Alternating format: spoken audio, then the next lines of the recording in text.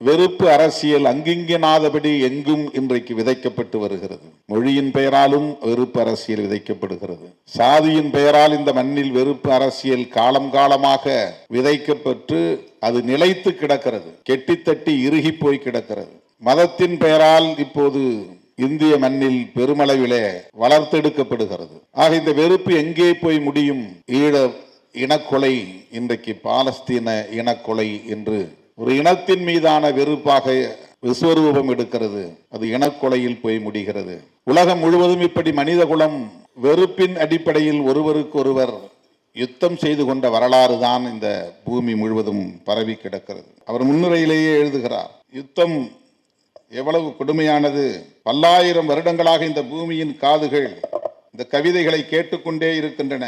பல்லாயிரம் வருடங்களாக இந்த பூமியின் தோளில் கவிதைகள் எழுதப்பட்டு கொண்டே இருக்கின்றன.